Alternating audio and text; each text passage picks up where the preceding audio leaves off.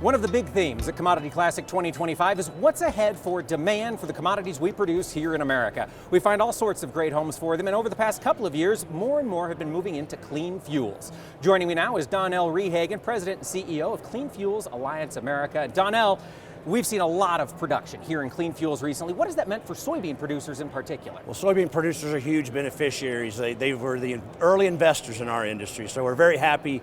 We're using over 1 billion pounds of soybean oil a month to make our fuels, biodiesel and renewable diesel. So I think it's a great opportunity for them and great opportunity for us, great opportunity for the country. You talk about that demand that we're seeing already today for clean fuels. As you look out through 2025, do you anticipate that demand to grow?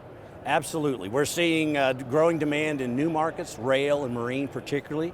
The heating oil industry in the Northeast is continuing to bring in more of our fuels as well to decarbonize. So decarbonization is sort of the name of the game, and our fuels do that immediately. That is fantastic, and pushing into those new environments, those new markets, that could be a neat new business. Well, when you think about rail and marine, there's a lot of those applications in the Midwest, especially on the rivers, of course, and rail is everywhere. So as they seek to decarbonize, we're ready to rock and roll with them.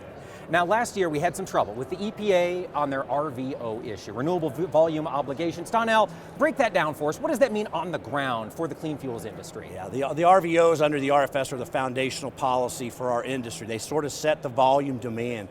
We're in the third year of the 3 years that EPA set, so they got to do this process again.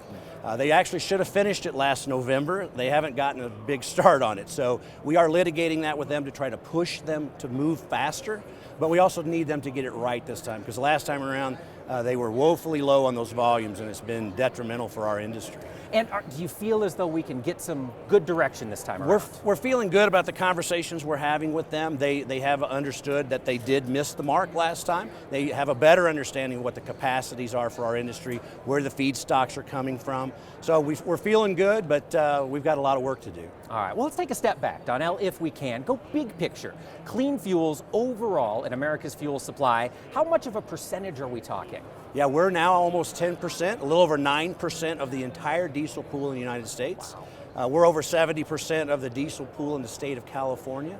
So where these markets are wanting these cleaner fuels, they are absolutely able to get those. We want to continue to be producing higher volumes so more markets can enjoy those same benefits. And when we see these new markets develop, these are folks willing to pay a premium for that lower carbon product that we're producing. Well, in many cases, I mean, when you look at their alternatives of either electrification or battery, when you think about rail or marine, for instance, those just don't match up very well. Again, our fuels can change that carbon profile literally overnight. As you think about how we can keep up with that demand and keep it moving, DONNELL, what would you like to see in 2025? Well, we'd like to see these RVOs grow significantly so that picture in 2026 and beyond is one of growth. We need the government to say and be very specific about that. We need to shape up a few things in California to make sure that they're continuing to have policies that support higher volumes of our fuels going there. That's our largest market, so we got to be part of the play there as well. Absolutely. Before we let you go, any final thoughts for growers as they prepare to get started in that 25 season? Plant those beans. We love those beans. Soybean oil is the largest feedstock and will always be the most significant feedstock in our industry. We need more beans, we need more oil. Absolutely. If we're not going to be selling them overseas, we got to be crushing them here at home, and here's a great place that we can use them. Exactly. DONNELL REHAGEN, thank you so much for talking with us today and filling us in on what's happening with clean fuels. All right, thank you, Mike.